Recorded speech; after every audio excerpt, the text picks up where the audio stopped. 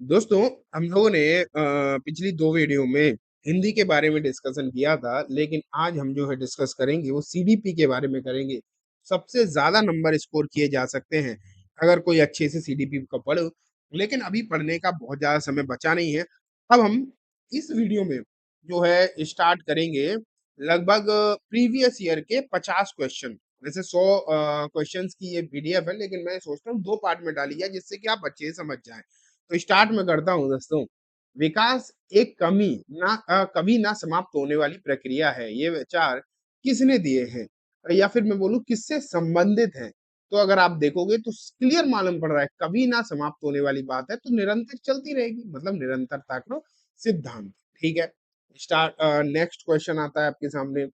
निचली कक्षाओं में शिक्षण की खेल विधि मुख्य रूप से आधारित है, किन पर आधारित है? शारीरिक शिक्षा के कार्यक्रमों पे। अगर आप क्वेश्चन के मतलब बहुत सारे आंसर्स ऐसे भी लग जाएंगे, अगर आप अच्छे से पढ़ोगे तो आपको अंदाजा अच्छे से आ जाएगा। अगर आपने नहीं भी पढ़ा होगा ना तब भी आ जाएगा। तो देखो, खेल विधि की यहाँ पर बात हो रही है, तो विकास और वृद्धि के मनोविज्ञान सिद्धांतों पर ही होगी, आपको क्लियर यहाँ से समझ में आ जाएगी। ये बात अगर आप देखोगे, ठीक है। नेक्स्ट देखें, बच्चों के बौद्धिक विकास के 4 विशिष्ट चरणों की पहचान किसने करी थी? ये तो आपको देखो ही पढ़ना ही पड़ेगा, लेकिन अगर आप पढ़ने का टाइम नहीं है, याद नहीं है, तो आप अगर ये क्वेश्चंस भी आप करके जाओगे तो इनमें से लगभग आप ये मान के चलिए, अगर आप प्रीवियस ईयर के क्वेश्चंस पढ़ लो, ये सब प्रीवियस ईयर वाले ही क्वेश्चन मैं करा रहा हूँ, आधे से ज्यादा क्वेश्चन इसी से ही फंसने वाले हैं। तो यहाँ अगर आप देखोगे तो इसका सही आंसर है जीन पियाजे। बच्चों के बौद्धिक विकास की बात जब भी होगी तो जीन पियाजे ने ही वो बात करी है, ठीक है। अब देखो, वह अवस्था जब बच्चा तार्किक रूप से वस्तुओं और घटनाओं के विशेष में चिंतन प्रारंभ करता है। अब एक बच्चा सोचना स्टार्ट करता है, जब चिंतन जो है प्रारंभ कर देता है, तो यहाँ उस अवस्था को बेसिकली क्या कहा गया है? तो यहाँ पर कहा गया है दोस्तों मूर्त संक्रियात्मक अवस्था। ठीक है? ये भी जीन पियाजो की ही सिद्धांतों पर आधारित है। ठीक है? आगे बढ़ते हैं। बच्चों के संज्ञानात्मक विकास को सबसे अच्छे तरीके से कहाँ परिभाषित किया जा सकता है? ये देखो, संज्ञानात्मक विकास की यहाँ पर जो है दोस्तों बात हो रही है। यहाँ पर अगर आप देखोगे तो विद्यालय और कक्षा में सीधी सी बात है, संज्ञानात्मक विकास कॉग्निटिव अगर आप improvement देखोगे कहाँ हो सकता है, यहाँ भी होता है, लेकिन सबसे अच्छे से विद्यालय और कक्षाओं में ही। ठीक है। 6वें नंबर पर देखें, निम्न में से कौन सा बच्चों की सामाजिक मनोवैज्ञानिक अवस्थाओं के साथ संबंध नहीं है? कौन सा संबंध ही नहीं है इन चीजों के हिसाब से अगर हम देखें, तो दोस्तों इसका जो आंसर निकल कर आएगा वो है शरीर से स्पष्ट। ठीक है, यहाँ पर देखो पद्यों का नियम, ये बिल्कुल इससे समझ में ही नहीं आएगा आपको। सामाजिक मनोवैज्ञानिक अवस्थाओं में इसका कोई भी लेना देना नहीं है। ये देखो, मन का चित्रण, माइंड मैपिंग किससे संबंधित है? किसने ये चीजें जो है माइंड मैपिंग का जो है कॉन्सेप्ट समझाया और क्यों समझाया गया? ये ऐसे ये भी आ सकता है किसने समझाया, तो आपके पास उस तरीके के आंसर होंगे, लेकिन यहाँ पर किससे संबंधित है तो यहाँ पर क्लियरली समझ में आ रहा है मन की क्रियाशीलता पर अनुसंधान का मतलब होता है इस पर स्टडी करी गई हो, मन की क्रियाशीलता पर। ठीक है। अब देखो, प्याजी का एक और क्वेश्चन है। प्याजी बहुत इंपॉर्टेंट है, हो सके तो पढ़ भी लेना, नहीं तो मैं क्वेश्चन तो आपको करा ही रहा हूँ। अगर हो सके तो खुद भी एक बार प्याजे प्याजे और थोंडाई ये दो पढ़ लेना, इनसे बहुत क्वेश्चन जो है बनते हैं। यहाँ पर देखो, प्याजी के अनुसार निम्नलिखित में से कौन सी अवस्था में बच्चा अमूर्त अवधारणाओं के विषय में तार्किक चिंतन करना प्रारंभ कर देता है? तो यहाँ पर है औपचारिक संक्रियात्मक, 11 वर्ष से ऊपर। ठीक है। अब देखो, बच्चों के सीखने की प्रक्रिया में माता पिता की भूमिका होनी चाहिए। कैसी भूमिका? माता पिता की जो है यहाँ पर होनी चाहिए बच्चों की अगर सीखना है। तो ये देखो, अगर यहाँ पर लिखा बच्चों की सीखने की प्रक्रिया में माता पिता को भूमिका निभानी चाहिए। ठीक है। किस तरीके की निभानी चाहिए?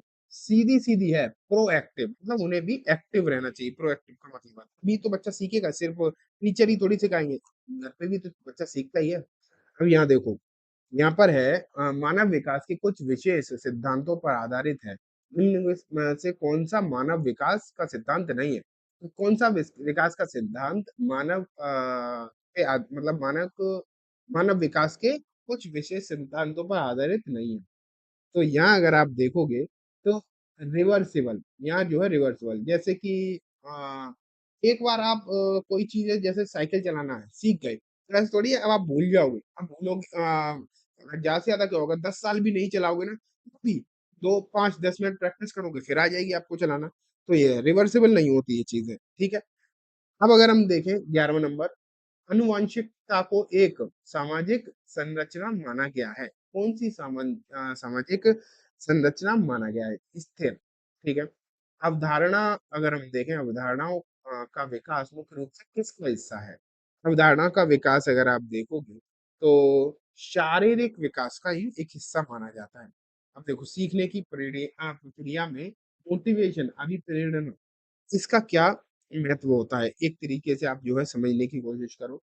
बच्चों को मोटिवेशन क्या होता है? किसी को मोटिवेट करना, कि सीखो ये बात, इससे ये फ़ायदा होगा, तो बच्चों की सीखने के प्रति प्रेरणा या फिर रुचि का विकास करना। देखो, क्रिटिकल पीरियड किस दौरान की विकास की गति नहीं होती है? क्रिटिकल पीरियड में अगर आप देखोगे इसका आंसर होगा तो अत्यधिक तीव्र, ठीक है? उसमें क्रिटिकल पीरियड का कोई भी लेना-देना नहीं होता। बाल विकास का परिणाम है। क्या है बाल विकास का परिणाम? वंशानुक्रम तथा वातावरण की अंतःक्रिया का। देखो मैं आपको तुक्का मारना भी सकता हूँ। अगर आपको कुछ ना समझ में आए ना तो एक चीज़ मान के चलो, तो जो ऑप्शन सबसे बड़ा हो, कोशिश करो उसे मारो। अगर कुछ भी समझ में नहीं आ रहा, अगर आ रहा है समझ में तो ठीक है। अगर बिल्कुल भी नहीं समझ में आ रहा 0% तो सबसे बड़ा ऑप्शन को क्लिक करो। बहुत ज़्यादा चांसेस होते हैं कि वही आंसर सही बैठेगा। ठीक है? अब देखो, टॉय एज किसे कहा जाता है? ये आप पढ़ोगे तो वैसे भी याद होएगा, नहीं तो मैं तो अब ये सिंपल है, ये इस तरीके के क्वेश्चन आते हैं लेकिन। टॉय एज सीधी-सीधी बात है, पूर्व बाल्यावस्था। देखो शेष अवस्था क्या है, बच्चा बहुत ही छोटा होता है, 2 साल तक का, वो खिलौने से नहीं खेलता। आपको क्या लगता है 6 महीने का बच्चा खिलौने से नहीं खेलता, 2 साल तक जो बाल अवस्था में भी पूर्व है, जो मतलब 2 से स्टार्ट होती है। 2, 3, 4 साल का बच्चा, तो उसे माना गया है टॉय एज, ठीक है? देखो निम्न में से कौन-सी पूर्व बाल्य अवस्था की विशेषता नहीं है, मतलब 4 से 7 बच्चे की 4 से 7 साल का जो बच्चा है, उसकी कौन-सी विशेषता नहीं है, खेलने की अवस्था, उसकी नहीं मानी जाती है, ठीक है? यहाँ पर अगर हम देखें, तो ये समूह में रहना स्टार्ट कर देता है, लेकिन वो टेम्परेरी समूह होते हैं, थोड़े-थोड़े प्रश्न भी करने लगता है बच्चा, तो ये खेलने की अवस्था में नहीं है, ठीक है? विशेषता में नहीं है। ऐसा नहीं है कि खेलता नहीं है, लेकिन उसकी ये विशेषता नहीं है। देखो उत्तर बाल अवस्था में बालक भौतिक वस्तुओं को किस आवश्यक तत्व में परिवर्तन समझने लगते हैं। जो भौतिक चीजें होती हैं उन्हें, ये देखो उन्हें क्या करते हैं ना हम लोग, द्रव्यमान, संख्या और क्षेत्र, इसका आंसर ये होगा। अब देखो शेष अवस्था में बच्चों के क्रिया कलाप मुख्यतः कैसे होते हैं? जो बहुत छोटा बच्चा होता है, जो जिसे हम जैसे बोला मैंने 0 से 2 साल तक का जो बच्चा होता है, उसके क्रियाकलाप कैसे माने जाते हैं? मूल प्रवृत्त्यात्मक जो होते हैं, ठीक है? ये आपको थोड़ा-थोड़ा याद करना पड़ेगा, वैसे भी इतने कठिन शब्द होते हैं कि समझना भी मुश्किल हो जाता है कभी-कभी। देखो किस मनोवैज्ञानिक के अनुसार विकास एक सतत और धीमी प्रक्रिया है? किसने ये बात यहाँ पर कही है कि विकास सतत मतलब लगातार चलने वाली लेकिन धीमी प्रक्रिया है? तो विकास के सिद्धांत में किसका सबसे ज़्यादा रोल है? आप इससे भी समझने की कोशिश करोगे ना, तो भी आपको समझ में आएगा। तो स्किनर, स्किनर जो है विकास में भी काफ़ी ज़्यादा इनका सर जब संज्ञानात्मक विकास की बात हो तो पियाजे, ठीक है? इसमें जो है स्किनर होगा। देखो कोलर वर्ग की यहाँ पर बात हो रही है। उन्होंने विकास को किस क्षेत्र में समझा है? उन्होंने नैतिक क्षेत्र में समझा है। इसमें जीन पियाजे संज्ञानात्मक में और नैतिक, और ये मैंने आपको बताया ही। स्किनर जो है इन्होंने ये खोला था, और यहाँ पर जब कोलर की बात होगी तो नैतिक विकास। अब मैकडूगल्स की अगर हम बात करें, जिज्ञासा कौन सा संवेग से संबंध रखता है? जिज्ञासा जो है, तो इन्होंने किसने बताया? मैकडूगल्स ने जिज्ञासा को किससे संबंधित बताया है? आश्चर्य, ठीक है?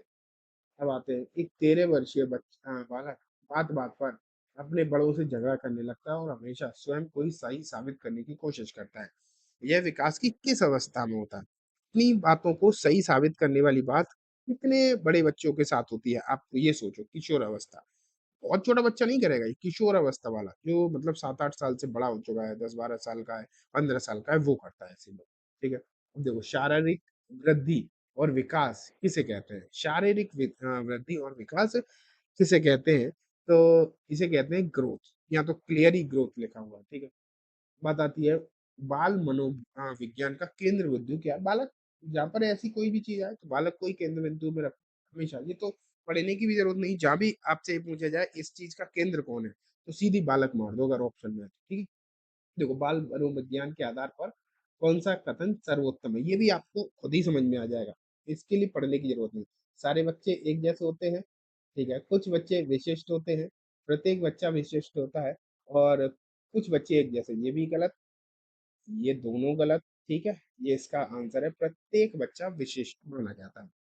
गैंग एज कौन सी अवस्था में जो है होती है, बच्चा ग्रुप कौन से अवस्था में बनाता है। ग्रुप से मतलब परमानेंट वाले नहीं, टेम्परेरी ग्रुप, लड़ाई झगड़ा भी होता है लेकिन बनाता किस अवस्था में, तो ये अभी हमने थोड़ी देर पढ़ा था, वहाँ पर उत्तर बाल अवस्था थी, यहाँ पर बाल अवस्था है, ठीक है। यहाँ ऑप्शन ही नहीं हुआ तो यहाँ बाल अवस्था होगा।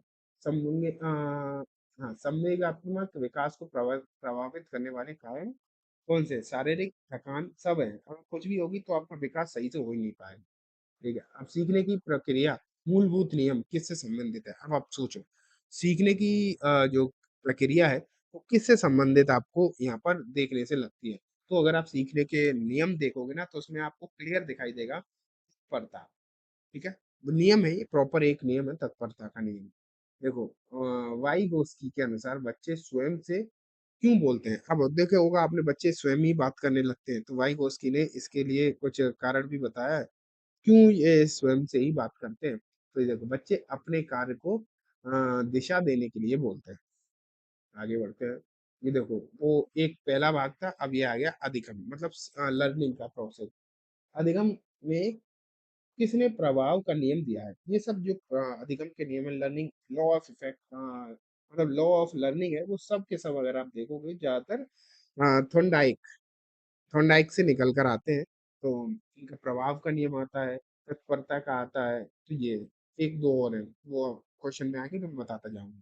अब देखो, कक्षा शिक्षण में पाठ प्रस्तावना सौंपने सीखने की किस प्रक्रिया पर आधारित है, तत्परता के नियम पर, ठीक है। थॉर्नडाइक उद्दीपन, इनकी थॉर्नडाइक के जो लॉ है उसे एसआर थ्योरी बोलते हैं।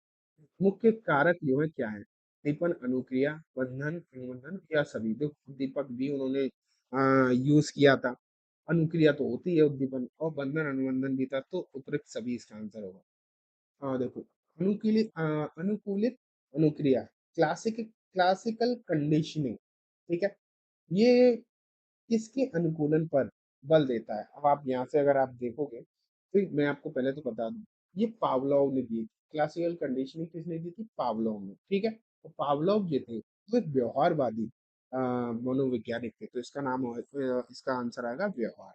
आपको ये भी बता दिया कि मैंने क्लासिकल कंडीशनिंग पावलोव की है। अब देखो, क्रिया प्रसूद, ये क्रिया प्रसूद अगर आप देखोगे तो ये स्किनर की थ्योरी है, ठीक है, स्किनर की थ्योरी है। और इसका यहाँ पर इन्होंने जो है दूसरा नाम पूछा है, इससे और क्या भी बोलते हैं, तो इसे नैमित्तिक अनुबंधन भी बोलते हैं। अब देखो, कोलर का परीक्षण यह दर्शाता है कि अधिगम, कोलर ने भी परीक्षण किए थे, तो उन्होंने, कोलर ने अधिगम को जो है किस तरीके से बताया, एक संज्ञानात्मक कॉग्निटिव परसेप्शन है, ठीक है।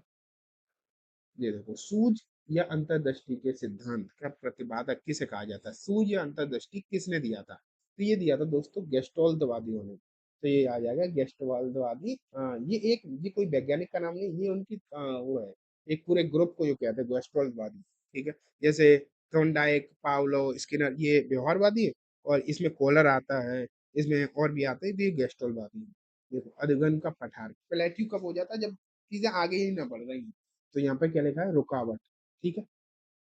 ये देखो, सीखे हुए ज्ञान और कौशल या विषय का अन्य परिस्थितियों में उपयोग करना, मतलब एक जगह आपने सीखा है तो दूसरी जगह भी काम आ रहा है, तो स्थानांतरण, ट्रांसफर ऑफ लर्निंग होगा, ये समझ जाओगे आप देख के ही। अब देखो, सकारात्मक दंड, पॉजिटिव पनिशमेंट, देखो कभी कभी पनिशमेंट देना जरूरी भी हो जाता है, तो उसे जो है यहाँ पर पॉजिटिव पनिशमेंट बोला गया है। मित्रों द्वारा उपहास या मित्रों के ये मतलब कौन सा यहाँ पर पॉजिटिव पनिशमेंट का निम्न में से कौन सा उदाहरण है, कौन सा है इसमें से उदाहरण। तो अगर देखोगे तो मित्रों द्वारा उपहास, तो देखो मित्रों का क्या होता है, और देखो मीन में निकालना बंद करना तो ये तो होगा ही नहीं, मित्रों के साथ टाइम नष्ट करना ये भी नहीं होगा, तो यही है मित्रों द्वारा उपवास। अब मित्रों का क्या होता है, उपवास उड़ाते हैं, मजाक करते हैं, हंसी मजाक, लेकिन उसका कुछ मतलब नेगेटिविटी नहीं ली जाती, वो पॉजिटिव वे में ही होता है, ठीक है, हंसी मजाक ही होता है। अधिगम प्राथमिक रूप से कैसा होता है, अब यहाँ से आप जो है समझने की कोशिश करो किस तरीके का माना गया है अधिगम को। अर्थ निर्माण की प्रक्रिया, देखो व्यवहार के कारण व्यवहार में ही परिवर्तन ही अधिगम है, ये किसने कहा था, व्यवहार के ही कारण व्यवहार में, ये गिलफोर्ड ने कहा था। किसने कहा था, गिलफोर्ड ने। स्किनर के अनुसार बच्चों में भाषा का विकास किसका परिणाम है, स्किनर ने कहा है भाषा का, बच्चों में भाषा का विकास किसका परिणाम है। अब आपको यहाँ पर ये भी तो मालूम पड़ गया कि स्किनर ने कहा ये अनुकरण, या ये तीसरा बी है, बी नॉट डी, अनुकरण एवं पुनर्वलन का, इसे री भी बोलते हैं। पावलोव के शास्त्रीय अनुबंधन में सबसे पहला क्या प्रस्तुत किया गया है। पावलोव ने जो अपना थ्योरी दी थी शास्त्रीय अनुबंधन की, उसमें उन्होंने सबसे पहले क्या लाए थे, एक घंटी लाए थे। ठीक है, घंटी से प्रयोग जो उन्होंने कुत्ते पर किया था, घंटी बजाते थे, कुत्ते के लिए खाना डालते थे, ऐसा तो पहले घंटी लाई थी। तो देखो अधिगम का कौन सा सिद्धांत पूर्ण अवलोकनीय व्यवहार पर आधारित है। अब आप यहाँ से इसे जो है समझने की कोशिश करो, व्यवहारवादी क्लियरली समझ में आएगा। अधिगम का कौन सा अवलोकन व्यवहार का जहाँ आ जाए, तो या तो व्यवहारवादी या फिर स्किनर, थॉर्नडाइक या पाउलो हो तो ये नाम आएगा। अब देखो रॉबर्ट गेने के अनुसार अधिगम का सबसे उच्चतम स्तर क्या माना गया है। इन्होंने रॉबर्ट गेनिंग ने जो है सबसे ज्यादा किसे माना गया है, जिन लोगों का सबका अलग अलग था, कोई किसी को अच्छा माना कोई किसी को, तो इन्होंने समस्या समाधान अधिगम माना है। समस्या के समाधान के लिए जो लर्निंग हो वो अनुभव द्वारा व्यवहार में परिवर्तन क्या कहा जाता है, इसे ही सीखना कहता है। एक्सपीरियंस से आपके अंदर जो पॉजिटिव चेंजेस आ रहे हैं, ये चेंजेस जो आ रहे हैं उसे ही लर्निंग कहा जाता है। कौन सा मत अंतर्दृष्टि द्वारा सीखने की व्याख्या करता है, बताओ अंतर्दृष्टि। मैंने अभी आपको क्या बताया था, अंतर्दृष्टि और जहाँ सूझ की बात हो रही थी वहां गेस्टोल्टवाद ही बोला था, तो ये आ गया गेस्टोल्टवाद। कौशल सीखने की पहली अवस्था कौन सी है, सबसे पहले क्या किया जाता है, मेन बात अब यहाँ पर ये पूछा जाता है, सबसे पहले आप जो है क्या करते हैं, अनुकरण। सबसे पहले हमें ये अपने अंदर भावना लानी है कि हमें सीखना है, क्यों सीखना है ये सब कुछ, तब सबसे पहले अनुकरण, तब बाकी की चीजें आएंगी। अधिगम के किस सिद्धांत को टी ग्रुप या क्षेत्रीय सिद्धांत फील्ड थ्योरी भी कहा जाता है। अब आप इसे समझने की कोशिश करो। इसका है कुर्त लेविन का सिद्धांत, ठीक है। इसे आपको मैं ट्रिक से भी सिखा सकता हूँ, और कई सारी ट्रिक्स भी है सीडीपी में। अगर आप चाहो तो कमेंट में लिखोगे तो मैं आपके लिए एक ट्रिक की वीडियो भी अलग से ले आऊंगा, जिसमें आपको ये सब चीजें सीखने की जरूरत होगी। लेकिन दोस्तों ये तो पहला पार्ट हो गया, यहाँ पर हमने जो है पहला पार्ट यहाँ पर पढ़ लिया। आप ये क्वेश्चंस भी अच्छे से कर लो, और अभी मैं इसका दूसरा पार्ट भी लाऊंगा, उसे भी देख रहा हूँ। और अगर आप ये 100 क्वेश्चन भी कर लेते हो तो इन्हीं में से रिपीट होने के भी बहुत ज्यादा चांसेस है। अगर आपने कुछ भी नहीं पढ़ा ना, इन्हें बहुत अच्छे से तैयार कर लो, और इनमें एक तरीके से तैयारी करनी, जो ऑप्शन गलत है तो आपको ये भी पता करना है कि ये गलत क्यों है, तो आपकी तैयारी बिल्कुल परफेक्ट हो जाएगी, भले ही समय कम रह गया। तो सब्सक्राइब करके जाना चैनल, जिससे कि अगली वीडियो जो मैं लेकर आऊँ वो भी आप तक पहुंच जाए, ठीक है। ये पार्ट 1 है, पार्ट 2 भी आएगा। Thank you.